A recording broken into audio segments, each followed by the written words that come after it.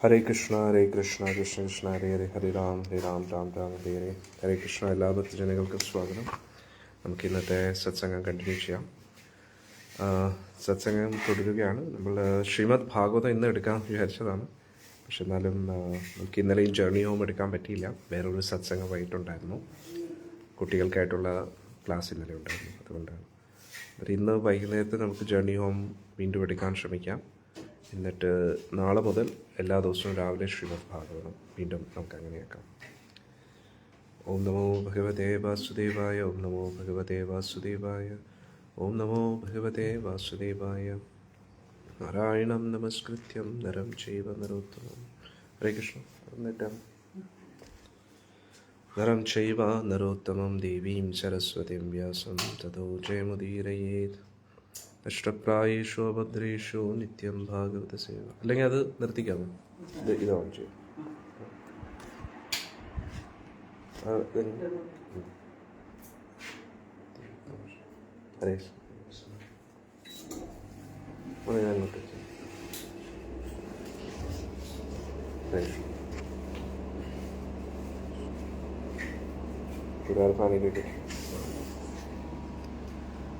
നാരായണം നമസ്കൃത്യം നരം ചൈവ നരോത്തമം ദേവീം സരസ്വതീം വ്യാസം തതോ ജയമുദീരയേത്. ഈ ലൈറ്റ് ഇട്ടേ.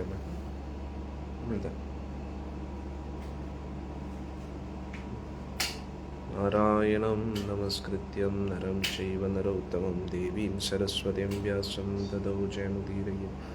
അഷ്ടപ്രായേഷു അഭദ്രേഷു നിത്യം ഭാഗവത സേവയാ ഭഗവതി ഉത്തമ ശ്ലോകേ ഭക്തിർഭവതി നൈഷ്ഠികേ. കൃഷ്ണായ വാസുദേവായ ദേവകീ നന്ദനായ ച നന്ദഗോപകുമാരായ ഗോവിന്ദായ നമോ നമഃ. ഓം അജ്ഞാനതിമിരന്തസ്യ ജ്ഞാനാഞ്ജനശലാഖായ ചക്ഷുരുന്മിലിതം യേന തസ്മൈ ശ്രീഗുരവേ നമഃ. ഓം വിഷ്ണുപാദായ കൃഷ്ണപൃഷ്ഠായ ഭൂതലേ ശ്രീമതേ ജയപതാസ്വാമിനേ. ആചാര്യപാദായ നിതായ കൃപപ്രദായിനേ ഗൗരഗതായ വിഗ്രഹരാജായ. ഓം വിഷ്ണുപാദായ കൃഷ്ണപൃഷ്ഠായ ഭൂതലേ ശ്രീമതേ ഭക്തിവേദാന്ത സ്വാമിനേ. നമസ്തേ സരസ്വതീ ദേവി ഗൗരവാരി പ്രചാരിണേ നിർവിശേഷശൂന്യാദി പാശ്ചാത്യദേശിതായ. നമോ മാധന്യായ കൃഷ്ണപ്രേമപ്രദായ കൃഷ്ണായ കൃഷ്ണചൈതന്യായ ഹേ കൃഷ്ണ കരുണാ സിന്ധു ദീനബന്ധു ജഗത്പതേ ഗോപീഷ ഗോപിയനന്ദ ഭക്തകാഞ്ചന ഗൗരാംഗി രാധേ വൃന്ദാവനേശ്വരി വൃഷഭാനുസുരേ പ്രണാമ. जय श्री कृष्ण चैतन्य प्रभु नित्यानंद श्री अद्वैत. हरे कृष्ण कृष्ण कृष्ण हरे हरे राम हरे राम. मोघम करोति वाचालं पंगुं लंघयते गिरिं यत्कृपातुलो वन्दे श्रीगुरुं परमानन्दमाधवं ശ്രീ ചൈതന്യ. അങ്ങനെ ഇന്നലത്തെ സത്സംഗത്തിൽ നമ്മൾ റിച്ചാർഡ് ഇപ്പോൾ ന്യൂയോർക്കിൽ പോയിരിക്കുകയാണ്. ആദ്യമായിട്ട് ഈ സത്സംഗം കേൾക്കുന്ന ഭക്തർക്കായിട്ട് ഞാൻ പറയുകയാണ്, നമ്മളിപ്പോൾ ഒരു അമേരിക്കക്കാരനായിട്ടുള്ളൊരു പയ്യൻ, 19 വയസ്സുള്ള പയ്യൻ എങ്ങനെയാണ് ആധ്യാത്മിക കാര്യങ്ങൾ അന്വേഷിച്ചുകൊണ്ട് ഭാരതത്തിലെ ഹിമാലയത്തിലൊക്കെ എത്തിയതും പല പല യോഗികളെ കണ്ടതും അതിൻ്റെ ഒരു ആത്മകഥയാണ്. ഇതിന് ഇംഗ്ലീഷിൽ ആണ് അദ്ദേഹം എഴുതിയിരിക്കുന്ന ജേർണി ഹോം എന്ന് പറഞ്ഞ്. അതിൻ്റെ മലയാളം ബുക്ക് ഇപ്പോൾ കിട്ടുന്നില്ല, അതിൻ്റെ പ്രിൻറ്റിങ് ഇല്ല. പക്ഷെ വളരെ രസകരമായിട്ടുള്ള ബുക്കാണ്. നമുക്ക് ഒരുപാട് കാര്യങ്ങൾ പഠിക്കാൻ പറ്റും. 19 വയസ്സുള്ളപ്പോഴാണ് അദ്ദേഹം ഈ യാത്ര ആരംഭിച്ചത്. അദ്ദേഹത്തിൻ്റെ കാശൊന്നും ഇല്ലായിരുന്നു. വളരെ ഒരു നല്ലൊരു കുടുംബത്തിൽ തന്നെയാണ് അദ്ദേഹം ജനിച്ചത്. ഒരു സമ്പന്ന കുടുംബത്തിൽ തന്നെയാണ്. പക്ഷേ എന്നിരുന്നാലും അദ്ദേഹത്തിൻ്റെ കാശ് യാത്രാമധ്യേ നഷ്ടപ്പെടുകയും അദ്ദേഹം പിന്നെ തിരിച്ചു വരുന്നതിന് പകരം യാത്ര തുടരുകയാണ്. ലിഫ്റ്റെല്ലാം മേടിച്ച് അങ്ങനെ പല പല സ്ഥലങ്ങളിൽ പോയി അവസാനം ഇന്ത്യയിലെത്തുന്ന വളരെ ഇൻട്രസ്റ്റിംഗ് ആയിട്ടുള്ളൊരു കഥയാണ്. ഒരു നല്ലൊരു ബ്ലോക്ക് ബസ്റ്റർ സിനിമയ്ക്കുള്ള എല്ലാ വകുപ്പും ഉണ്ട് ഇദ്ദേഹത്തിൻ്റെ കഥയ്ക്ക്. ഇതൊരു സിനിമയാക്കാൻ പോവുകയായിരുന്നു, യഥാർത്ഥത്തിൽ ഒരു ഹോളിവുഡ് മൂവി ആക്കാൻ പോവുകയായിരുന്നു. പക്ഷെ എന്തോ അതിൻ്റെ കൊറോണയ്ക്ക് മുമ്പേ ആയിരുന്നു അവർ പ്ലാൻ ചെയ്തത്. പിന്നെ കൊറോണ വന്നതിന് ശേഷം എന്തോ തടസ്സപ്പെട്ടു. അങ്ങനെയാണത്. എനിക്ക് തോന്നുന്നു മുന്നോട്ട് എന്തായാലും ഒരു സിനിമയാകാനുള്ള സാധ്യതയുണ്ട്. പക്ഷെ എന്നാലും നോക്കാം. നമുക്ക് എന്തായാലും ഈ ബുക്ക് വായിക്കാം. സിനിമയായാലും സിനിമയിൽ ഇത്രയും ഡീറ്റെയിൽ ആയിട്ടൊന്നും പറയാൻ കഴിയില്ല. ഇത് അദ്ദേഹത്തിൻ്റെ സ്വന്തം വരികളിൽ അദ്ദേഹം എഴുതിയതാണ്. അദ്ദേഹം എന്താ പറയുന്നത്, ആത്മപ്രശംസയ്ക്ക് വേണ്ടി എഴുതിയതല്ല. ഒരുപാട് ആൾക്കാർ നിർബന്ധിപ്പിച്ച് അവസാനമാണ് ആൾ എഴുതിയത്. ആൾക്ക് അദ്ദേഹം ഒരു സന്യാസിയാണ്. നിങ്ങൾ അദ്ദേഹത്തിൻ്റെ കുട്ടിക്കാലം മുതലെയുള്ള ജീവിതം നോക്കിക്കഴിഞ്ഞാൽ അദ്ദേഹത്തിന് പേര് പ്രശസ്തിയിലൊന്നും തീരെ താല്പര്യമില്ലാത്ത വ്യക്തിയാണ്. അദ്ദേഹം ആത്മീയ അന്വേഷണത്തിൽ മാത്രം ഇരുന്ന വ്യക്തിയാണ്. പക്ഷേ അദ്ദേഹത്തിന് ഭഗവാൻ തന്നെ ഒരു പ്രചോദനം കൊടുത്തതാണ് ഈ ഒരു യാത്രയിലൂടെ. എന്നിട്ട് അതിലൂടെ നമുക്ക് എല്ലാവർക്കും വലിയൊരു പാഠമുണ്ട്. അങ്ങനെ റിച്ചർഡ് ന്യൂയോർക്കിലെത്തുകയാണ്. അവിടെ അദ്ദേഹത്തിൻ്റെ ഇഷ്ടപ്പെട്ട പാട്ടുകാരനായ ജിമ്മിയുടെ ഒരു പ്രോഗ്രാം ഉണ്ടായിരുന്നു, അതിനുവേണ്ടി പോയതാണ്. അവിടെ വെച്ച് ഹരേകൃഷ്ണ പ്രസ്ഥാനത്തിൽ ഒരു ഭക്തനെ അദ്ദേഹം കാണുകയാണ്. പക്ഷേ അദ്ദേഹം ആരാണെന്നൊന്നും അറിയത്തില്ലായിരുന്നു. അദ്ദേഹത്തിന് ഒരു വെളുത്ത വസ്ത്രം ധരിച്ച ഒരു സ്വാമി, തലയൊക്കെ മുണ്ടനം ചെയ്ത് ഷേവ് ചെയ്തിരിക്കുകയാണ്. എന്നിട്ട് ഒരു കുടുംബി ധരിച്ചിട്ടുണ്ട്. എന്നിട്ട് അത് കണ്ടിട്ട് ആൾക്ക് വിചിത്രമായിട്ട് തോന്നി. പക്ഷേ ഒരു സ്വാമിയാണെന്ന് മനസ്സിലായി, കാരണം ഇദ്ദേഹം ധ്യാനം അതൊക്കെ പഠിക്കാൻ തുടങ്ങിയിരുന്നു.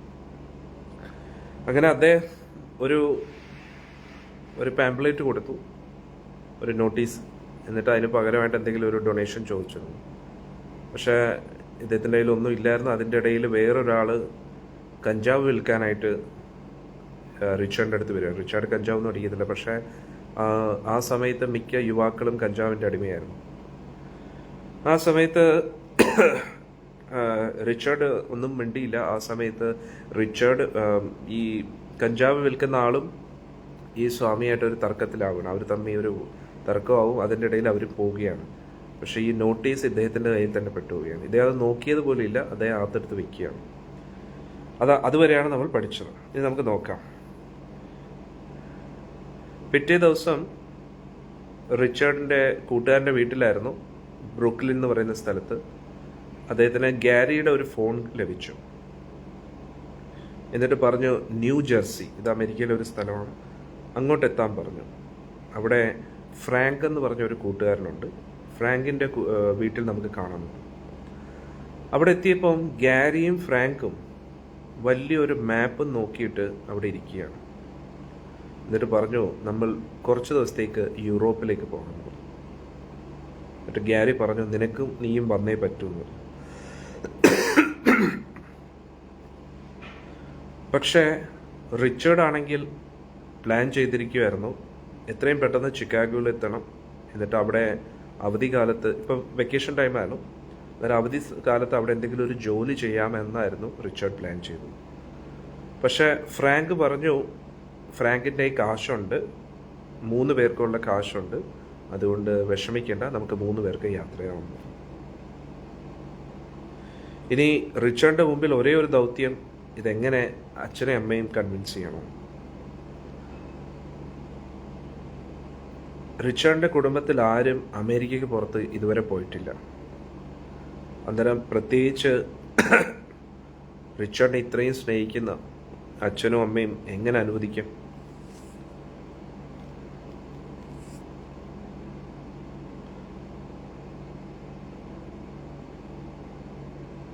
അങ്ങനെ അദ്ദേഹം വീട്ടിലേക്ക് എത്തി. അദ്ദേഹം നോക്കിയപ്പോൾ അമ്മ ഇവിടെ ഭക്ഷണമൊക്കെ തയ്യാറാക്കി വെച്ചിരിക്കുന്നു. എന്നിട്ട് അമ്മയുടെ ഒരു സ്വഭാവം എല്ലാ ദിവസവും വളരെ പുതിയ തരം ഭക്ഷണ പദാർത്ഥങ്ങളൊക്കെ റിച്ചാർഡിന് വേണ്ടി ഉണ്ടാക്കുമായിരുന്നു, കുടുംബത്തിലുള്ള എല്ലാവർക്കും വേണ്ടി. അങ്ങനെ അത് കഴിച്ചുകൊണ്ടിരിക്കുമ്പോൾ റിച്ചാർഡ് പറഞ്ഞു, ഞാൻ ഗാരിയായിട്ട് യൂറോപ്പിൽ പോകാൻ തീരുമാനിച്ചിരിക്കുകയാണ് എന്ന് പറഞ്ഞു. ഉടൻ തന്നെ എല്ലാവരും വളരെ വിഷമത്തോടു കൂടി റിച്ചാർഡിനെ നോക്കാൻ തുടങ്ങി. റിച്ചാർഡ് അവരെ കൺവിൻസ് ചെയ്യാൻ ശ്രമിച്ചു. അത് പുതിയൊരു എക്സ്പീരിയൻസ് ആയിരിക്കുമല്ലോ, എനിക്ക് ഒരുപാട് കാര്യങ്ങൾ പഠിക്കാൻ പറ്റുമല്ലോ എന്ന് പറഞ്ഞിട്ടും തിരിച്ചൊരു മറുപടിയും കിട്ടിയില്ല.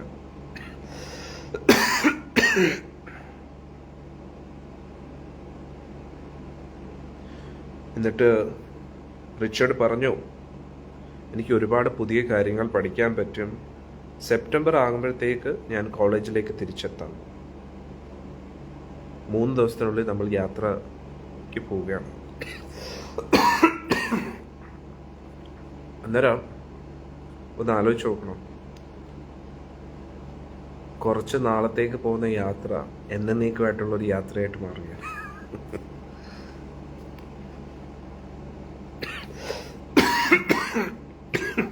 പക്ഷേ അമ്മയ്ക്കിത് കേട്ടപ്പോൾ തോന്നിയത് ഏതോ മരണ വാർത്ത കേട്ടതിന് തുല്യമായിരുന്നു. എന്നിട്ട് അമ്മ പറഞ്ഞു, റിച്ചി, നിനക്കിത് ചെയ്യേണ്ട വല്ല ആവശ്യമുണ്ടോ? നീ അവിടെ ചെന്നാൽ എന്ത് കഴിക്കും? നീ എവിടെ കിടക്കും? എന്നിട്ട് പറഞ്ഞു, നീ കൊച്ചു കുട്ടിയാണ്, ആരാണ് നിന്നെ അവിടെ രക്ഷിക്കാനുള്ളത് എന്നൊക്കെ പറഞ്ഞു. എന്നിട്ട് റിച്ചർഡിൻ്റെ അച്ഛൻ റിച്ചർഡിനോട് ചോദിക്കാം, നിനക്ക് ഭ്രാന്താണോ? ഈ ലോകം വളരെ ഭയാനകപരമാണ്, വളരെ ഡേഞ്ചറസ് ആണ്. നീ വളരെ ചെറുപ്പമാണ്, നിനക്ക് ഈ ലോകത്തെക്കുറിച്ച് ഒരു പരിചയമില്ല, നിനക്ക് എന്ത് സംഭവിക്കാൻ പറ്റും? നീ കേൾക്കുമെന്ന് എനിക്ക് ഉറപ്പുണ്ടായിരുന്നുവെങ്കിൽ നീ പോകരുതെന്നേ ഞാൻ പറയൂ. എന്നിട്ട് നിശബ്ദനായിട്ടിരുന്നു. ആ നിശബ്ദതയിൽ ഒരുപാട് കാര്യങ്ങൾ പറഞ്ഞു. പോകരുത് എന്നുള്ള അർത്ഥത്തിൽ തന്നെ അച്ഛൻ നിശബ്ദനായിട്ടിരുന്നു. പക്ഷെ റിച്ചർഡ് അച്ഛൻ്റെ ആ നിശബ്ദതയെ അവഗണിച്ചു. ഉടൻ തന്നെ അച്ഛൻ വളരെയധികം വിഷമത്തിലായി. നീ തിരിച്ചു വരുന്നവരെ എനിക്കൊരു സമാധാനം കാണത്തില്ലായിരുന്നു അച്ഛൻ പറഞ്ഞു. ഈ റിച്ചർഡിൻ്റെ, അതായത് രാംനാഥ് മഹാരാജിൻ്റെ അച്ഛനെ ഞാൻ നേരിട്ട് കണ്ടിട്ടുണ്ട്. ഞാൻ ബോംബെയിൽ ചെന്നപ്പോൾ മഹാരാജിൻ്റെ അമ്മ കുറേ വർഷങ്ങൾ മുമ്പേ പോയി ഈ ലോകത്തിൽ നിന്നും. പക്ഷേ രാംനാഥ് മഹാരാജിൻ്റെ അച്ഛൻ ഈ കുറച്ച് വർഷങ്ങൾക്ക് മുമ്പേ വരെ ഉണ്ടായിരുന്നു. അദ്ദേഹം മഹാരാജിനെ ഒരുപാട് സ്നേഹിക്കുന്ന വ്യക്തിയാണ്. അദ്ദേഹത്തിൻ്റെ ചേട്ടനും എല്ലാവരും ഞാൻ നേരിട്ട് കണ്ടിട്ടുണ്ട്. ഒരു വളരെ പ്രത്യേക ഒരു കുടുംബമായിരുന്നു. അന്നേരം അദ്ദേഹം പറഞ്ഞു, റിച്ചർഡിൻ്റെ അച്ഛൻ പറഞ്ഞു, ഞാൻ പകലും രാത്രിയും നിന്നെക്കുറിച്ച് മാത്രമേ ചിന്തിച്ചുകൊണ്ടിരിക്കുന്നു.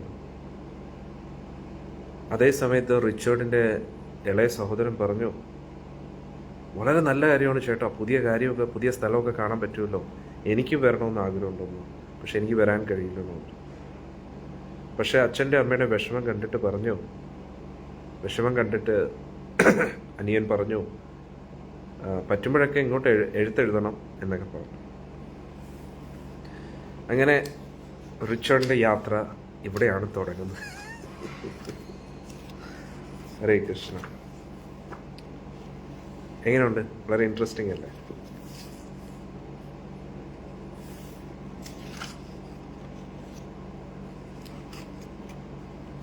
അങ്ങനെ ആദ്യത്തെ ഭാഗം കഴിഞ്ഞിരിക്കുകയാണ്.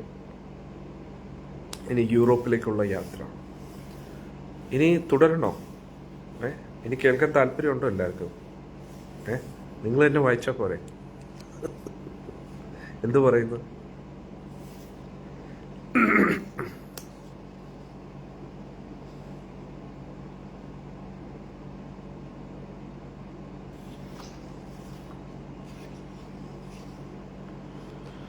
ജയ രാധ മാധവ ജയ കുഞ്ച വിഹാര. നമുക്കിവിടെ നിർത്തിയാലോ? നിങ്ങൾക്ക് ഡയറക്റ്റ് ബുക്ക് വായിച്ചാൽ പോരെ? ബുക്ക് വായിച്ചാൽ മതിയല്ലോ അല്ലേ?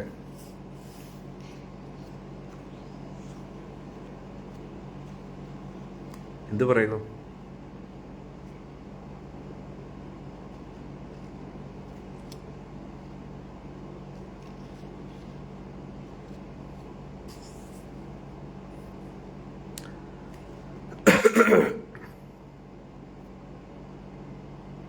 ഓക്കെ, നമുക്ക് കണ്ടിന്യൂ ചെയ്യാം.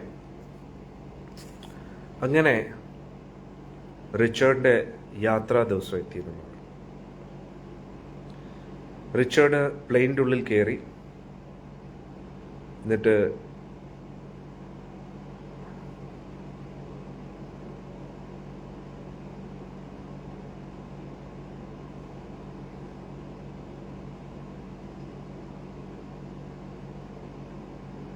അങ്ങനെ ഫ്ലൈറ്റിനകത്ത് ആൾ കയറിയിരിക്കുകയാണ്.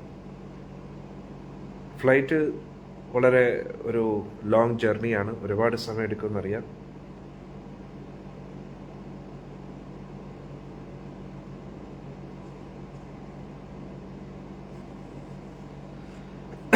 അങ്ങനെ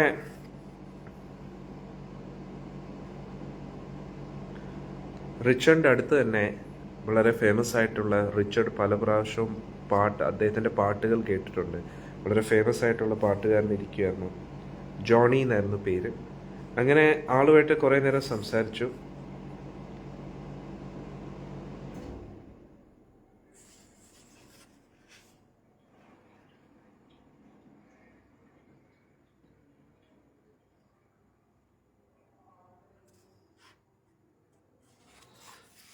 അങ്ങനെ യാത്ര ഫ്ലൈറ്റിൽ ആരംഭിക്കുകയാണ്. രണ്ടുപേരും ഒരുപാട് സംസാരിച്ചു. എന്നിട്ട് റിച്ചർഡിൻ്റെ ഉള്ളിലുള്ള അന്വേഷണത്തെക്കുറിച്ചൊക്കെ ജോണിയായിട്ട് സംസാരിച്ചു. എന്നിട്ട് ജോണിയുടെ കാര്യങ്ങളും പറയാൻ തുടങ്ങി.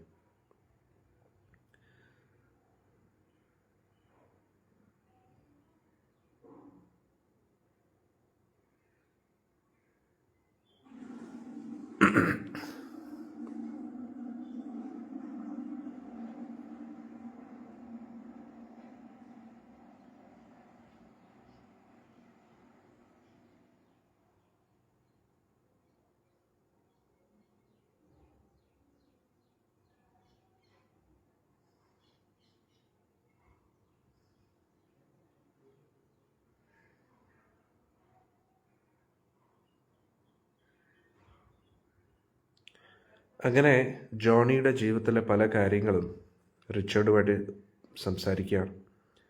അദ്ദേഹം വളരെ ഫേമസ് ആണ്, ഒരുപാട് കാശും എല്ലാം ഉണ്ട്, ഇതൊക്കെ പറയുകയാണ്. അങ്ങനെ കുറച്ച് കഴിഞ്ഞപ്പോഴത്തേക്ക് ഫ്ലൈറ്റ് ആരംഭിച്ചു.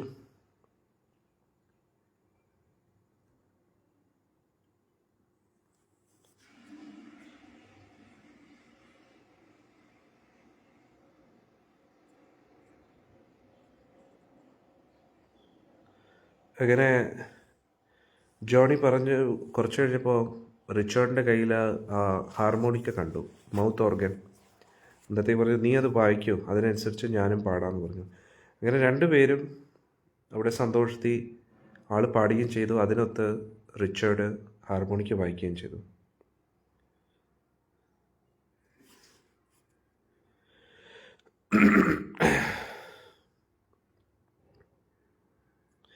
അങ്ങനെ ന്യൂയോർക്കിൽ ആദ്യം എത്തി.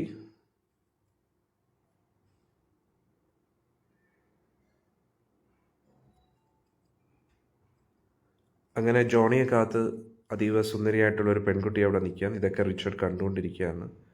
അന്നേരം എല്ലാവർക്കും വലിയ അത്ഭുതമായിരുന്നു അവളെ കണ്ട്. കാരണം കാശുകൊണ്ട് അതീവ സുന്ദരിയായിട്ടുള്ളൊരു ഭാര്യയുണ്ട്.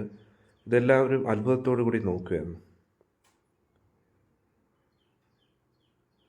എന്നിട്ട് റിച്ചർഡിനെ കണ്ടിട്ട് പറയുകയും ചെയ്തു, നീ ഇതേപോലെ ഒരു സുന്ദരിയായിട്ടുള്ള ഭാര്യ ആഗ്രഹിക്കുന്നില്ലേ എന്നൊക്കെ കളിയാക്കി പറഞ്ഞു. അന്നേരം റിച്ചർഡ് ചിരിക്കുക മാത്രമേ ചെയ്തോളൂ.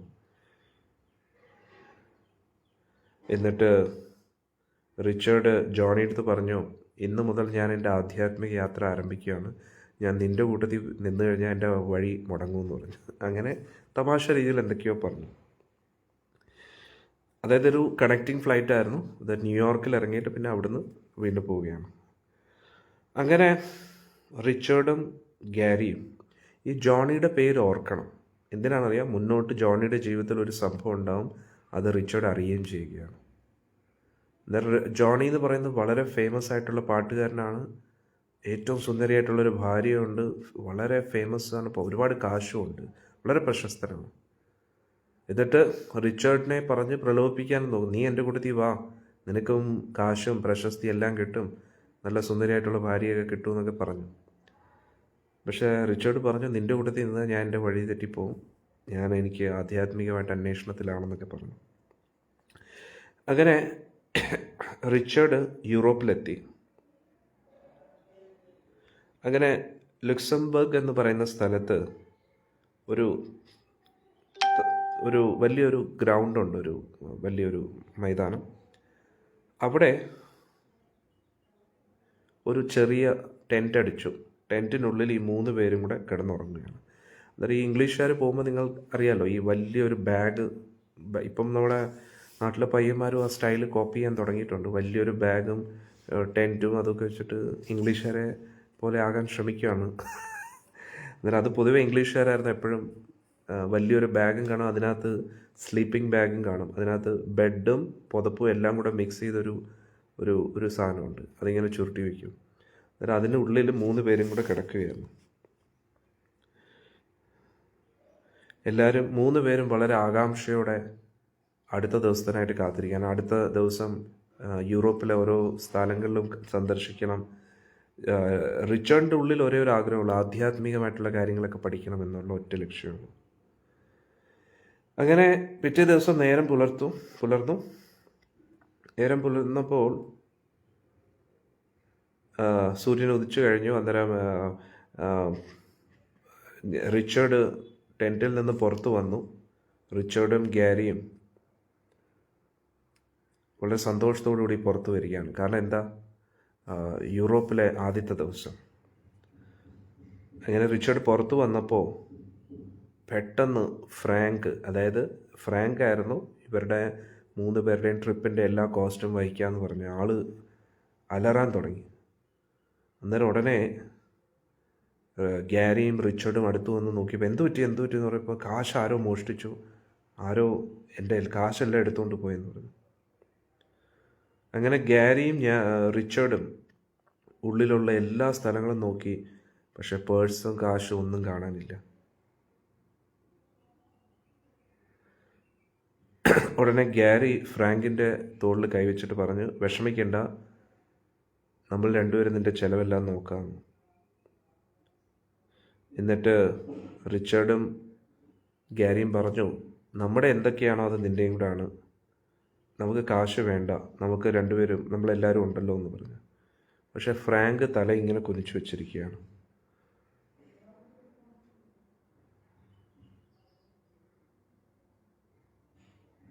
എന്നിട്ട് പറഞ്ഞു, ഇപ്പോൾ ആകെ എൻ്റെ കയ്യിലുള്ളത് വളരെ കുറച്ച് കാശേ ഉള്ളൂ, അത് വെച്ച് നമുക്ക് തിരിച്ചു പോകാൻ പറ്റും, നിങ്ങൾ രണ്ടുപേരും എൻ്റെ കൂട്ടത്തിൽ വരുന്നുണ്ടോ എന്ന് പറഞ്ഞു. റിച്ചേർഡിൻ്റെ കയ്യിലാണെങ്കിൽ ആകെ $20 ഉള്ളൂ. പക്ഷേ ഗാരിയും റിച്ചേർഡും എന്തോ ഉറപ്പിച്ചതുപോലെ നമ്മളിവിടെ തന്നെ തുടരുകയാണ്. അങ്ങനെ ഗാരി പറഞ്ഞു, ഞാനും റിച്ചേർഡ് ഇവിടെ നിൽക്കുക, നീ പൊയ്ക്കോളാൻ പറഞ്ഞു.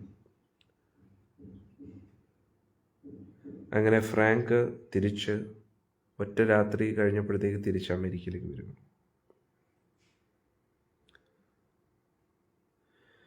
അങ്ങനെ ഫ്രാങ്ക് തിരിച്ചു പോയപ്പം ഗാരിയും റിച്ചേർഡും ചിന്തിക്കുകയാണ്, ഇനി മുന്നോട്ട് നമ്മൾ എന്താ ചെയ്യേണ്ടത്. അങ്ങനെ പല പല സ്ഥലങ്ങളിലും ഗാരിയും റിച്ചേർഡും കൂടെ യാത്ര ആരംഭിച്ചു.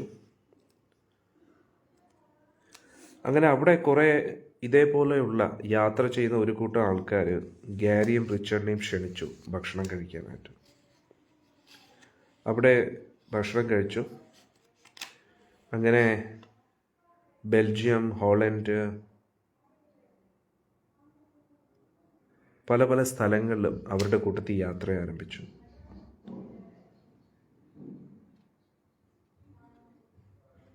അവരെല്ലാം ഇതേപോലെ, ഞാൻ പറഞ്ഞില്ലേ, ഈ സമൂഹത്തിൽ നടക്കുന്ന അനീതിക്കും അധർമ്മത്തിനും എതിരെ വിപ്ലവകരമായിട്ടുള്ള പാട്ടുകൾ തമ്മി പാടിക്കൊണ്ടും കേട്ടുകൊണ്ടും അവരൊക്കെ പോവുകയായിരുന്നു. അങ്ങനെ ആംസ്റ്റർഡാം എന്ന് പറയുന്ന ഒരു സ്ഥലത്തെത്തി. അവിടെ ഉപേക്ഷിക്കപ്പെട്ട ഒരു സ്ഥലത്ത് ഒരുപാട് ഇതേപോലെയുള്ള ചെറുപ്പക്കാരന്മാർ ഒത്തുകൂടിയിരിക്കുകയാണ്. അവരിൽ കൂടുതൽ പേരും കഞ്ചാവ് അടിച്ചുകൊണ്ടിരിക്കുകയാണ്. അവിടെ അങ്ങോട്ടും ഇങ്ങോട്ടും എലികളൊക്കെ ഓടിക്കൊണ്ടിരിക്കുകയാണ്. അവരെല്ലാം കിട്ടുന്ന എന്തൊക്കെയാണോ അതൊക്കെ കഴിച്ചുകൊണ്ടിരിക്കുകയാണ്. ചിലവരാണെങ്കിൽ കഞ്ചാവ് അടിച്ചുകൊണ്ടിരിക്കുകയാണ്. ഞാൻ നേരത്തെ പറഞ്ഞില്ലേ, പലതരത്തിലുള്ള കഞ്ചാവ്.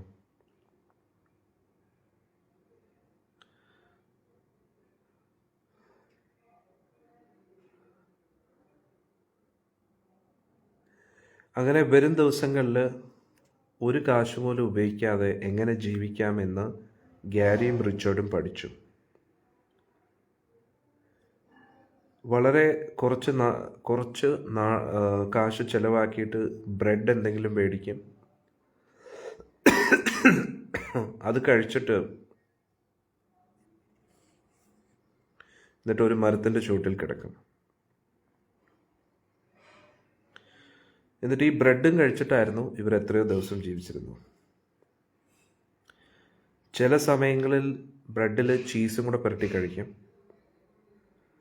ചില ഇങ്ങനെയുള്ള ആൾക്കൂട്ടങ്ങളുടെ ഇടയിൽ ചിലപ്പം താമസിക്കും, മരത്തിൻ്റെ ചുവട്ടിലോ അല്ലെങ്കിൽ ആ ഉപേക്ഷിക്കപ്പെട്ട എന്താ പറയുന്ന വീടുകളോ ബിൽഡിങ്ങിലോ അവിടെയൊക്കെ. എന്നിട്ട് ഉള്ള കാശ് എത്രത്തോളം ചുരുക്കി ചിലവാക്കാൻ പറ്റുന്ന അത്രത്തോളം ചുരുക്കി.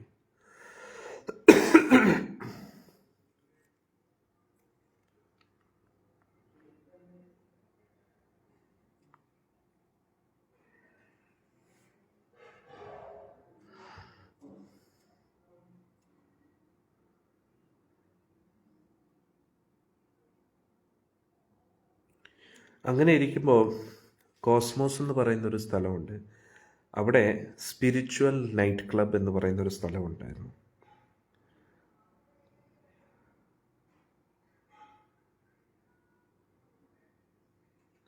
അവിടെ വെച്ച് വീണ്ടും രണ്ടാമതൊരു ഹരേകൃഷ്ണ ഭക്തനെ കാണുകയാണ്. അതിൻ്റെ പേരെന്താ? Spiritual night club. പക്ഷെ അത് യഥാർത്ഥത്തിൽ ഹരേകൃഷ്ണ പ്രസ്ഥാനത്തിൻ്റെ ഒരു ഇതാണ്. പക്ഷെ ഇദ്ദേഹത്തിന് അറിയത്തില്ല. അവിടെ നേരത്തെ കണ്ട അതേപോലൊരു ചെറുപ്പക്കാരനായിട്ടുള്ള പയ്യൻ തല ഷേവ് ചെയ്ത് ഒരു കുടുമിയും വെച്ചിട്ടുണ്ട്. എന്നിട്ട് വെള്ള വസ്ത്രവും ധരിച്ചിട്ടുണ്ട്. എന്നിട്ട് ആൾ ചോദിച്ചു, നിനക്ക് ആധ്യാത്മിക ഭക്ഷണം വേണമെന്ന് വെച്ചു. ഉടനെ ഇദ്ദേഹം വിശന്നിരിക്കുക, ബ്രെഡ് മാത്രമേ കിട്ടുന്നുള്ളൂ, എന്തെങ്കിലും കിട്ടിയാൽ മതി എന്ന് പറഞ്ഞപ്പോൾ ഒരു കപ്പ് ഭക്ഷണം, ഒരു ചെറിയൊരു കപ്പിൽ ഭക്ഷണം കൊടുത്തു. അതിൽ ഫ്രൂട്ട് സലാഡും തൈരും കൂടെ മിക്സ് ചെയ്ത ഭക്ഷണം കൊടുത്തു.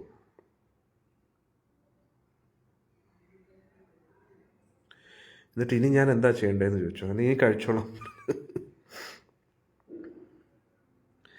എന്നിട്ട് റിച്ചർഡ് ഇതിൽ പറയുകയാണ്, ഞാൻ ഒരിക്കലും വിചാരിച്ചില്ല ഇതേ വ്യക്തിയെ കുറേ നാളുകൾക്ക് ശേഷം ഞാൻ വീണ്ടും കാണുന്നു. അതിനുശേഷം ഗാരിയും റിച്ചർഡും കുറേ സൗഹൃദം ഉണ്ടാക്കി. അതായത് ഇവരെ പിന്നെ അവരിൽ നിന്നും പിന്നെ മാറി. ആ ഭക്ഷണം കിട്ടിയതിന് ശേഷം അവിടെ നിന്ന് മാറി.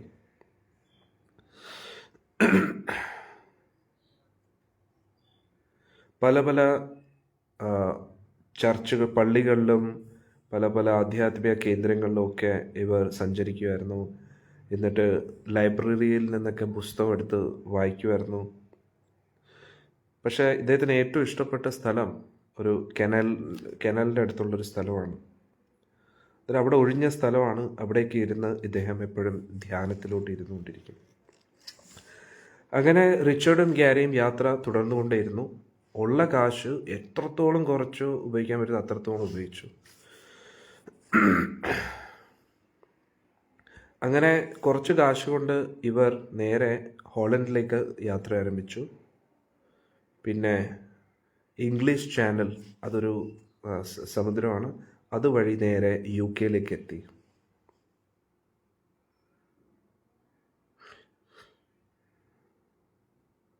അന്നേരം ഇടയ്ക്ക് റിച്ചർഡ് ചിന്തിക്കുമായിരുന്നു, എനിക്കിപ്പം 19 വയസ്സായി. അന്നേരം എനിക്ക് എൻ്റേതായിട്ടുള്ള ഒരു ഉപജീവനത്തിനായിട്ടൊരു ജോലി കണ്ടുപിടിക്കേണ്ട സമയമായി. പക്ഷെ എനിക്ക് അതിനോടൊന്നും താല്പര്യമില്ല. ഞാൻ എങ്ങോട്ടാണ് പോകുന്നതെന്ന് എനിക്കും അറിഞ്ഞുകൂടാ. എൻ്റെ ഉള്ളിലുള്ള ആ തത്വത്തെക്കുറിച്ചാണ് ഞാൻ കൂടുതലും ചിന്തിക്കുന്നത്, ഉപജീവനത്തിനെക്കുറിച്ച് ഞാൻ ചിന്തിക്കുന്നില്ല എന്ന് റിച്ചർഡ് സ്വയം ചിന്തിക്കുകയാണ്. അന്നേരം ഉള്ളിൽ എന്തോ ആധ്യാത്മികതയെക്കുറിച്ച് എന്തോ ഒരു ധാരണയുണ്ട്. പക്ഷെ അതെന്താണെന്ന് ഇദ്ദേഹത്തിന് മനസ്സിലാവുന്നില്ല.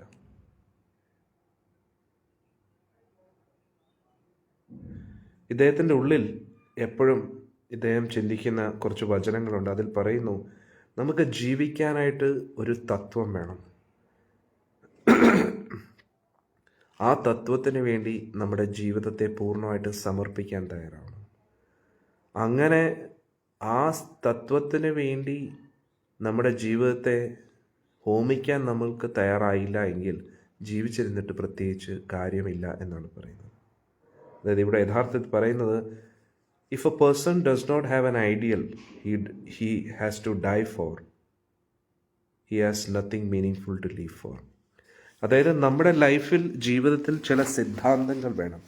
ആ സിദ്ധാന്തത്തിന് വേണ്ടി നമ്മൾ നമ്മുടെ ജീവിതത്തെ ത്യജിക്കാൻ വരെ തയ്യാറായിരിക്കണം.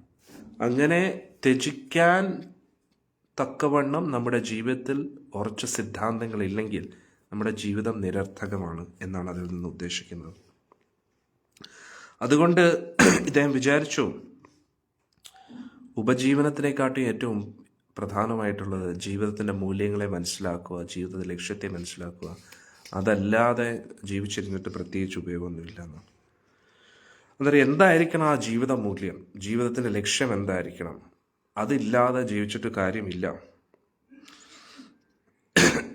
അന്നേരം ഇദ്ദേഹം വിചാരിച്ചു, ഞാനിപ്പോൾ ഒരു ഇലയെ പോലെയാണ്, കാറ്റിനനുസരിച്ച് പറക്കുന്ന ഒരു ഇലയെ പോലെയാണെന്ന് വിചാരിച്ചു. എങ്ങോട്ടാ പോകുന്നേ എന്ന് ഇദ്ദേഹത്തിന് പോലും അറിയത്തില്ല. പക്ഷെ ആരോ ഇങ്ങനെ വലിക്കുന്ന പോലെ അദ്ദേഹത്തിന് തോന്നിയ.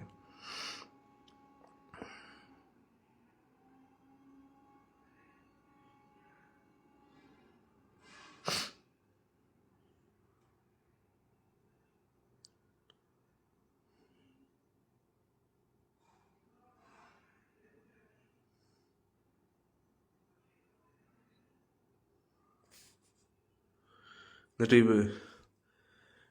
റിച്ചർഡ് പറയുന്നു, നമുക്ക് ഒരേ ഒരു വസ്ത്രമേ ഉണ്ടായിരുന്നുള്ളൂ. 1 വർഷമായിട്ട് റിച്ചർഡ് ഒരേ ജീൻസ് തന്നെയായിരുന്നു ഇടുന്നത്. അങ്ങനെയുള്ള കുറച്ച് കാര്യങ്ങളൊക്കെ റിച്ചർഡ് ഇവിടെ പറയുകയാണ്. അങ്ങനെ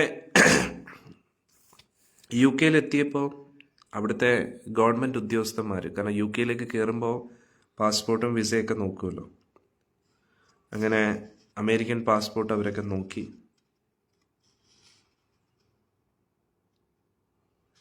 എന്നിട്ട് സൂക്ഷിച്ച് നോക്കിയിട്ട് പറഞ്ഞു, ഇവരുടെ ഉള്ളിൽ ഡ്രഗ്സ് എന്തെങ്കിലും ഉണ്ടോ? കാരണം അമേരിക്കയിൽ നിന്ന് വരുന്നതുകൊണ്ട് എന്തായാലും കഞ്ചാവിന് അടിമയായിരിക്കും എന്നൊക്കെ വിചാരിച്ചു.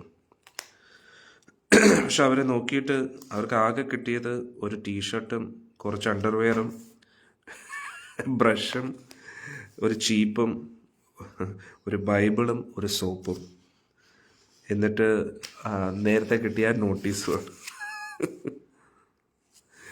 എന്നിട്ട് ഇത് കണ്ടിട്ട് സെക്യൂരിറ്റി പോലീസുകാരന്മാർ ചോദിച്ചു, ഇത്രയേ ഉള്ളൂ നിങ്ങളുടെ കയ്യിൽ? എന്നിട്ട് ആൾ ചോദിച്ചു, ഇതേ ഉള്ളോ നിൻ്റെ കയ്യിലും? അന്നേരം റിച്ചർഡ് അല്ല, ഇതും കൂടെ ഉണ്ടെന്ന് പറഞ്ഞു. ഹാർമോണിക്ക് കാണിച്ചു. എന്നിട്ട് ഗാരിയും അന്വേഷിച്ച് ഗാരിയുടെ സാധനങ്ങൾ നോക്കി. എന്നിട്ട് ചോദിച്ചു, നിൻ്റെ എത്ര കാശുണ്ടെന്ന് പറഞ്ഞു. എന്നിട്ട് ആകെ ഉണ്ടായിരുന്ന കാശ് കണ്ടപ്പോൾ, നിന്നെ പോലുള്ള മൃഗങ്ങളെ നമ്മുടെ രാജ്യത്തിന് വേണ്ടെന്ന് പറഞ്ഞു. നിങ്ങളുടെ മുടിയൊക്കെ നമ്മൾ കട്ട് ചെയ്ത് നിന്നെ ജയിലിലാക്കുമെന്ന് പറഞ്ഞു.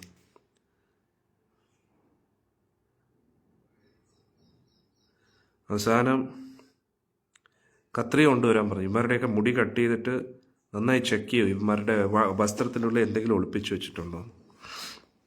എന്നിട്ട് പിറ്റേ ദിവസം കുറേ ചോദ്യങ്ങളൊക്കെ ആയി. എന്നിട്ട് പറഞ്ഞു, വലിയൊരു ആപത്തിലേക്കാണ് നിങ്ങൾ പൊയ്ക്കൊണ്ടിരിക്കുന്നതെന്നൊക്കെ പറഞ്ഞു. പക്ഷേ ഗാരിക്കും റിച്ചർഡിന് എന്ത് പറയണമെന്ന് അറിയാതെ. അങ്ങനെ 1 മണിക്കൂറോളം ഇവരെ ഒറ്റയ്ക്ക് നിർത്തി. ഇനി മുന്നോട്ട് എന്താവുമെന്നൊന്നും ഒരു പിടിയില്ലാതെ.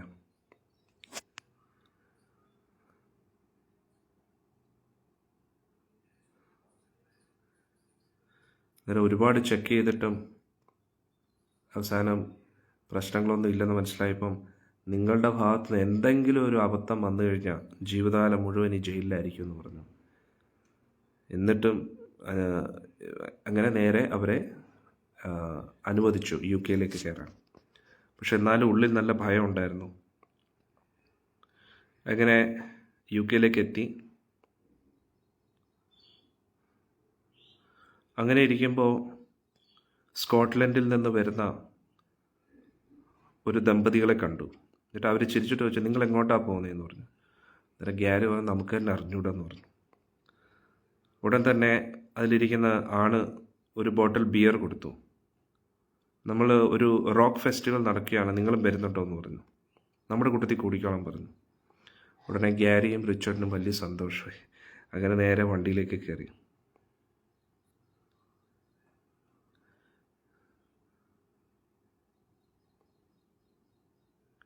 അവിടെ ഒരു കൂട്ടം ഇതേപോലെയുള്ള യുവാക്കൾ ഒത്തുകൂടിയിരിക്കുകയായിരുന്നു. അവിടെ പോലീസുകാരും വന്നിട്ടുണ്ടായിരുന്നു. അവിടെ 3 ദിവസവും 3 രാത്രിയും മ്യൂസിക് പെർഫോമൻസ് ആയിരുന്നു, അതായത് റോക്ക് മ്യൂസിക്. അവിടെ എല്ലാവരും കഞ്ചാവ് അടിച്ച് ഇങ്ങനെ ഇരിക്കുകയാണ്. പക്ഷേ റിച്ചാർഡ് കഞ്ചാവൊന്നും അടിക്കത്തില്ല. എന്നിട്ട് ആണുങ്ങളും പെണ്ണുങ്ങളും അർദ്ധനഗ്നാവസ്ഥയിലിരിക്കുകയാണ്. അവർ തമ്മിൽ തെറ്റായിട്ടുള്ള ബന്ധവും ഇതൊക്കെ ചെയ്യുമായിരുന്നു. അങ്ങനെ ഒരു രാത്രിയിൽ അങ്ങനെ ഇരിക്കുന്ന സമയത്ത് ഒരു ദിവസം ജിമ്മി, അതായത് അറിയാമല്ലോ, റിച്ചാർഡിന് ഏറ്റവും അറിയാവുന്ന 2 ഫേമസ് ആയിട്ടുള്ള അന്നത്തെ പാട്ടുകാരായിരുന്നു ജിമ്മിയും ജോണിയും. ജോണിയെ ഫ്ലൈറ്റിൽ വെച്ച് പരിചയപ്പെട്ടു. ഇനി ജിമ്മി സ്റ്റേജിൽ വന്നു പെർഫോം ചെയ്യാനായിട്ട്.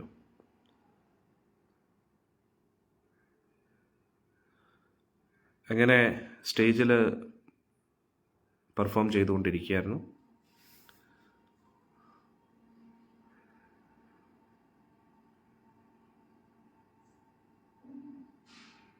പക്ഷെ ഇതൊക്കെ കേട്ടുകൊണ്ടിരിക്കുമ്പോഴും റിച്ചാർഡിൻ്റെ ഉള്ളിൽ ഇതിനൊക്കെ അപ്പുറത്തായിട്ട് എന്തോ ഉണ്ട്, ഇതൊന്നുമല്ല എന്നൊക്കെ ഒരു ചിന്ത വരികയായിരുന്നു. അങ്ങനെ ആ മ്യൂസിക് പെർഫോമൻസ് കഴിഞ്ഞതിന് ശേഷം ഗാരിയും റിച്ചാർഡിനും ഒരു വാൻ കിട്ടി. ഒരു കൂട്ടം ഇതേപോലെയുള്ള തേരാപ്പാര നടക്കുന്ന ആൾക്കാർ അവർ ലണ്ടനിലേക്ക് പോകാമെന്ന് പറഞ്ഞു. അങ്ങനെ ഇരിക്കുമ്പോൾ ബാഗിൻ്റെ ഉള്ളിൽ നിന്നും ആ പഴയ നോട്ടീസ് എടുത്തു. എന്നിട്ട് ഇനിയാണ് എല്ലാവരും ശ്രദ്ധിക്കേണ്ടത് കേട്ടോ. ആ നോട്ടീസിൻ്റെ പുറകിൽ ഒരു വ്യക്തിയുടെ ഫോട്ടോ കണ്ടു. ഒരു മരത്തിൻ്റെ ചൂട്ടിലിരിക്കുന്ന ഒരു ആണിൻ്റെ ഫോട്ടോ. അദ്ദേഹത്തിൻ്റെ കണ്ണിന് എന്തോ വലിയൊരു തിളക്കം ഉണ്ടതായിട്ട് മനസ്സിലായി. നല്ല വൃദ്ധാവസ്ഥയിൽ ഇരിക്കുകയാണ് ആൾ. പക്ഷെ എന്തായാലും എന്തോ ഒരുപാട് തേജസ് ആ മുഖത്തുള്ളതായിട്ട് കണ്ടു. മുഖത്തൊരു നിഷ്കളങ്കത്വം ഉണ്ട് ഒരു കുട്ടിയുടെ. ആരുടെ മുഖം ഇത്? ആരുടെ ഫോട്ടോയാണ്? അറിയാൻ പറ്റുമോ നിങ്ങൾക്ക്? ആരുടെയായിരുന്നു? എന്നിട്ട് അദ്ദേഹത്തിൻ്റെ ചിരിയിൽ ഒരുപാട് ശാന്തത റിച്ചാർഡിന് കാണാൻ പറ്റി. റിച്ചാർഡിന് അറിയത്തില്ല ഇത് ആരാണെന്ന്. പക്ഷേ എന്തോ ഒരു ആകർഷണം ആ വ്യക്തിയോട് തോന്നി. എന്നിട്ട് ആദ്യം ആ ഫോട്ടോ കണ്ടപ്പോൾ അദ്ദേഹത്തിൻ്റെ ഉള്ളിൽ വന്ന ചിന്ത എന്താണെന്നറിയാം? ഈ സൃഷ്ടിയിൽ ആരെങ്കിലും ആത്മീയ ആനന്ദം അനുഭവിക്കുന്നുണ്ടെങ്കിൽ അത് ഈ വ്യക്തിയാണ്. ഫസ്റ്റ് കണ്ടതാണ്, ഫസ്റ്റ് ഫോട്ടോ. ഈ ഫോട്ടോ എവിടെ നിന്നാണ് കിട്ടിയത് ഓർമ്മയുണ്ടോ? ന്യൂയോർക്കിൽ വെച്ച് ആൾ അവിടെ ഒരു പ്രോഗ്രാമിൽ പങ്കെടുത്ത സമയത്ത് ഒരു അമേരിക്കക്കാരനായിട്ടുള്ളൊരു പയ്യൻ ഒരു നോട്ടീസും കൊണ്ടുവന്ന് കൊടുത്തതാണ്. ആ നോട്ടീസിലെ ഒരു പടം പ്രഭുപാദജിയുടെ. അത് അന്ന് ആൾ നോക്കിയില്ലായിരുന്നു, അതെടുത്ത് പോക്കറ്റിൽ വെച്ചിരുന്നു, ബാഗിൽ വെച്ചിരുന്നു. എന്നിട്ട് UK വേറൊരു പ്രോഗ്രാം കഴിഞ്ഞിട്ട് വണ്ടിയിലിരിക്കുമ്പോൾ ബാഗിലുള്ള എല്ലാ സാധനങ്ങളും നോക്കിയപ്പോഴാണ് ഈ പ്രഭുപാദജിയുടെ പടം ആദ്യമായിട്ട് കാണുന്നത്. നോക്കണേ, അത് കണ്ടപ്പോഴത്തേക്ക് പറഞ്ഞ എന്താണെന്നറിയാം? If anyone in this creation has spiritual bliss I thought it's this person. യഥാർത്ഥത്തിൽ ആത്മീയ ആനന്ദം ഒരാൾ അനുഭവിക്കുന്നുണ്ടെങ്കിൽ, അങ്ങനെ ഒരു വ്യക്തി ഈ ലോകത്തിലുണ്ടെങ്കിൽ അത് ഈ വ്യക്തിയാണെന്ന് അകത്തുനിന്ന് ആരോ പറയുന്ന പോലെ തോന്നി. ഒന്ന് ആലോചിച്ച് നോക്കണം. റിച്ചാർഡ് 19 വയസ്സുള്ള പയ്യനാണ്. ചുറ്റും എല്ലാവരും കള്ളും കഞ്ചാവും പെണ്ണും പിടിച്ച് നടക്കുകയാണ്. സത്യം പറഞ്ഞാൽ ഇന്നത്തെ നമ്മുടെ നാട്ടിലുള്ള യുവാക്കൾ കണ്ണും തള്ളി നാക്കും നീട്ടി ഇതിൻ്റെ ഒക്കെ പുറയിലാണ് പോകുന്നത്. കള്ളും കഞ്ചാവും അടിച്ച് ഇതേപോലെയാണ് ഇപ്പോഴത്തെ യുവാക്കൾ എല്ലാവരും അങ്ങനെയാണ്. എന്തോ വലിയ അമേരിക്കക്കാരെയൊക്കെ ഫോളോ ചെയ്യണം. അമേരിക്കക്കാർ ചവച്ചു തുപ്പിയ കാര്യമാണ് ഇന്ന് നമ്മൾ മലയാളികൾ ആക്രാന്തത്തോടെ നക്കാൻ ശ്രമിക്കുന്നത്. 60കളിലെ ചവച്ചു തുപ്പിയ കാര്യമാണ് കള്ളും കഞ്ചാവും പെണ്ണ് പിടിച്ച് നടക്കുന്നതൊക്കെ. അത് ആക്രാന്തത്തോടുകൂടി നക്കാൻ നടക്കുകയാണ് നമ്മൾ മലയാളികൾ. ഒന്ന് ആലോചിച്ച് നോക്കൂ. അന്നേരം അങ്ങനെ ഇരിക്കുന്ന റിച്ചാർഡ് കള്ളും കുടിക്കുന്നില്ല, കഞ്ചാവും കുടിക്കുന്നില്ല. കാരണം അത് കുടിച്ചു കഴിഞ്ഞാൽ അതിൽ പെട്ടു. ഇദ്ദേഹത്തിന് അറിയാം ഇതൊന്നും അല്ല. പക്ഷെ എന്താണെന്ന് അന്വേഷിക്കുന്നതെന്ന് ഇദ്ദേഹത്തിന് അറിയത്തില്ല. അതായത് ചുറ്റും ഇങ്ങനെയുള്ള ആൾക്കാരുണ്ടായിട്ടും അദ്ദേഹത്തിന് മനസ്സിലായി ഇതൊന്നുമല്ല യഥാർത്ഥ ആനന്ദം. അതായത് ആ ഫോട്ടോ കണ്ടപ്പോൾ, കാരണം എന്താണ് ഇദ്ദേഹം ഈ ഫോട്ടോ കണ്ടപ്പോൾ അദ്ദേഹത്തിന് മനസ്സിലായത് എന്താണെന്നറിയാം, ഈ ലോകത്തിൽ യഥാർത്ഥത്തിൽ ആരെങ്കിലും ആത്മീയ ആനന്ദം അനുഭവിക്കുന്നുണ്ട് അത് ഈ വ്യക്തിയാണെന്ന്. ഒരു ഫോട്ടോയാണ്, അതും ക്യാമറാമാൻ ആ സ്മൈൽ എന്ന് പറഞ്ഞിട്ട് സ്മൈൽ ചെയ്തതല്ല. ഞാനിപ്പോൾ നിങ്ങൾക്കൊരു ഫോട്ടോ കാണിക്കാം, നിങ്ങൾക്ക് മനസ്സിലാവും.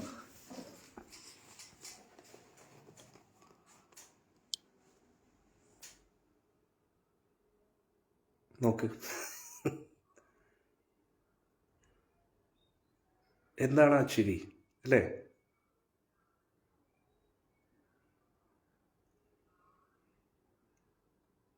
എത്ര മനോഹരമായിട്ടുള്ള ചിരിയാണ്.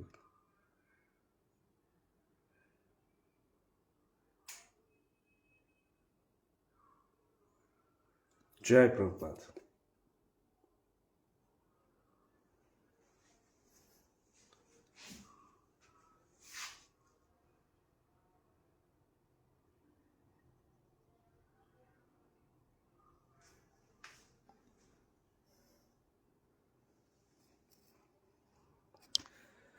അന്നേരം ആ ഒരു ആധ്യാത്മിക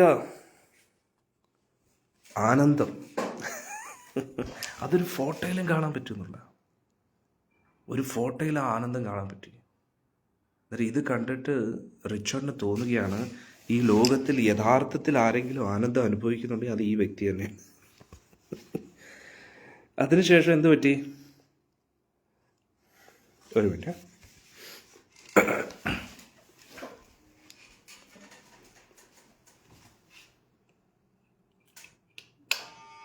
ഇനി വേറൊരാളെ കാണിച്ചു തരാം കേട്ടോ.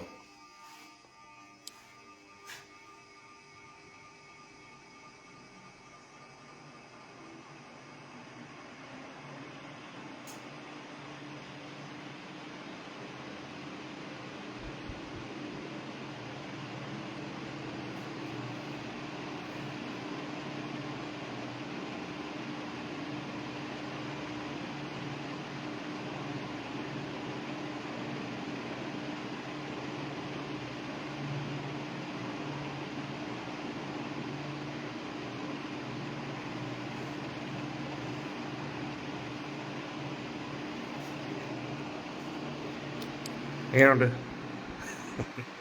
കാണുമ്പോൾ കൊച്ചു കുട്ടിയാണ്, എല്ലാരെയും വട്ടം കളിപ്പിക്കുന്നു. ഹരേ കൃഷ്ണ. ബ്രഹ്മദേവനെ വരെ മൂക്കൊണ്ട് ഇക്ഷ വരപ്പിച്ച. ഹരേ കൃഷ്ണ.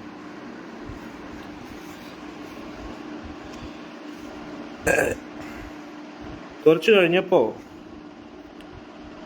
എന്നിട്ട് ഇത് കണ്ടിട്ട് പിന്നെ അതിനെക്കുറിച്ച് കൂടുതലൊന്നും ചിന്തിച്ചിട്ടില്ല. എന്നിട്ടൊന്ന് ആലോചിച്ച് നോക്കണം. ആദ്യം കിട്ടിയത് നോട്ടീസാണ്. ഇതുകൊണ്ടാണ് ഞാൻ സത്സംഗത്തുള്ള ഭക്തരോട് പറയുന്നത്, ബുക്ക് ഡിസ്ട്രിബ്യൂഷൻ ചെയ്യണം, പുസ്തക വിതരണം ചെയ്യണം. എന്തുകൊണ്ടാ? ഇതേപോലെ ആരുടെയെങ്കിലും കയ്യിൽ ഇങ്ങനെ ആയിരിക്കും അവരുടെ ഭക്തി തുടങ്ങുന്നത്. റിച്ചർഡിന് ബുക്ക് പോലും അല്ല കിട്ടിയത്, ഒരു നോട്ടീസാണ് കിട്ടിയത്. അവിടെ നിന്നാണ് ഭക്തിയുടെ തുടക്കം.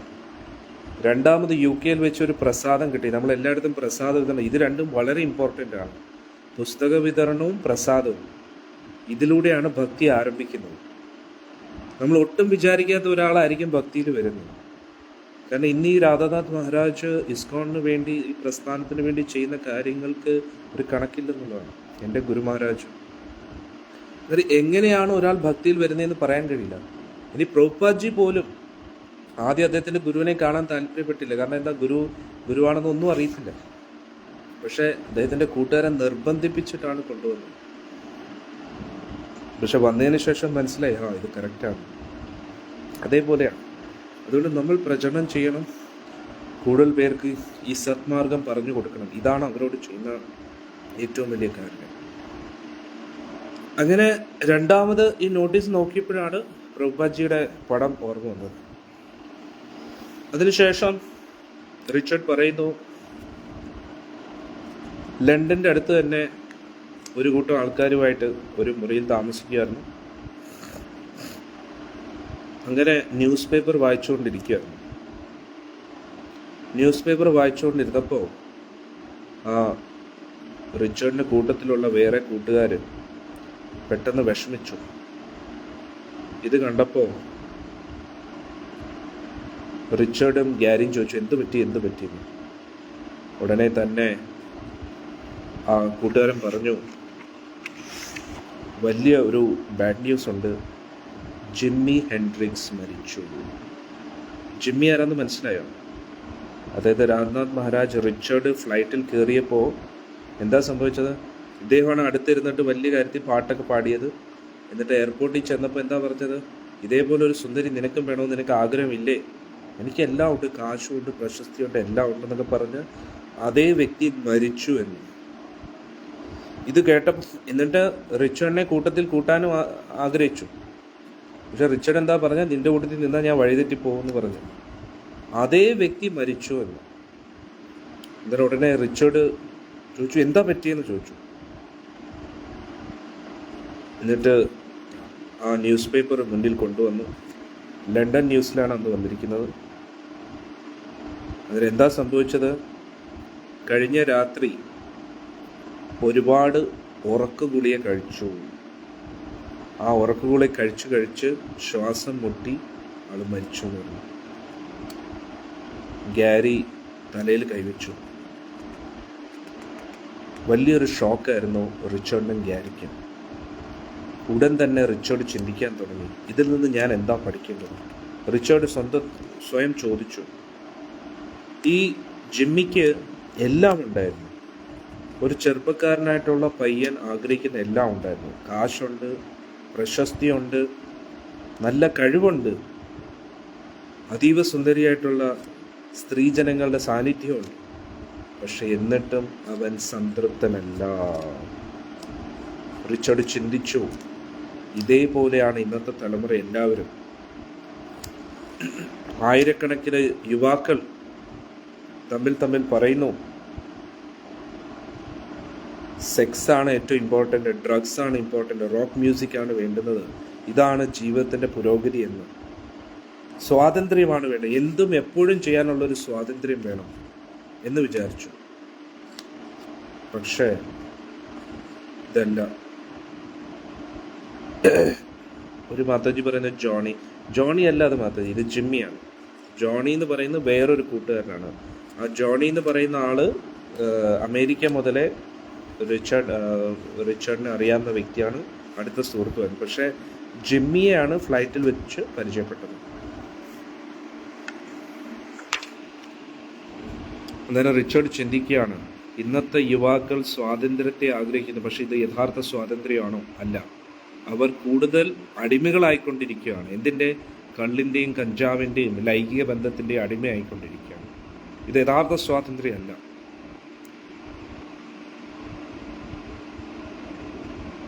അന്നേരം റിച്ചർഡ് ചിന്തിക്കുകയാണ്, യഥാർത്ഥത്തിൽ റിച്ചർഡ് ചിന്തിച്ചു, ഇവരെല്ലാം സന്തുഷ്ടരാണെന്നാണ് റിച്ചർഡ് ചിന്തിച്ചത്. പക്ഷെ റിച്ചർഡിന് മനസ്സിലായി, ഇവർ മൃഗീയ ജീവിതം നയിച്ചുകൊണ്ടിരിക്കുകയാണ്. ഇവർക്ക് ആരോടും നന്ദിയില്ല, സ്വന്തം അച്ഛനമ്മമാരോട് നന്ദിയില്ല, ഈ ലോകത്തിനോട് നന്ദിയില്ല. എന്നിട്ട് റിച്ചർഡ് ചിന്തിച്ചു, ഈ കൃതജ്ഞത, ഒരു മാതൃ ചോദിക്കാൻ, ജിമ്മിയെ അല്ലേ ആദ്യം പരിചയപ്പെട്ടത്? അല്ലല്ല, ജിമ്മിയെ ഫ്ലൈറ്റിൽ വെച്ച് പരിചയപ്പെടുക.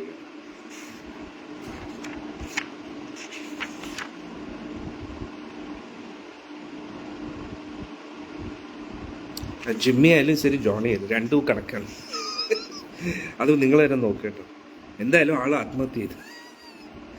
ഓക്കെ. അന്നേരം ഇവിടെ റിച്ചർഡ് പറയുന്നു, ഇതെല്ലാം പൊതുവെ ഇവർ അവരുടെ കള്ളും കഞ്ചാവും അടിച്ച് നടക്കുകയാണ്. ഇവർ യഥാർത്ഥത്തിൽ സ്വാതന്ത്ര്യമാണ് ആഗ്രഹിക്കുന്നത്. പക്ഷേ ഇവർ കൂടുതൽ അടിമകളായിട്ട് ജീവിച്ചുകൊണ്ടിരിക്കുകയാണ്. കള്ളിൻ്റെയും കഞ്ചാവിൻ്റെയും വികാരങ്ങളുടെ അടിമയായിട്ട് ജീവിക്കുകയാണ്. പക്ഷെ യഥാർത്ഥത്തിൽ ഇവർ സ്വതന്ത്രരല്ല, അവർക്ക് ആരോടും നന്ദിയില്ല എന്ന് പറഞ്ഞു. അന്നേരം റിച്ചർഡ് ആത്മാർത്ഥമായിട്ട് പ്രാർത്ഥിച്ചു, ഈശ്വര, എനിക്ക് ശരിയായിട്ടുള്ള വഴി നൽകണേ. ഇങ്ങനെ എന്നിട്ട് ജിമ്മിക്ക് വേണ്ടിയും റിച്ചർഡ് പ്രാർത്ഥിച്ചു.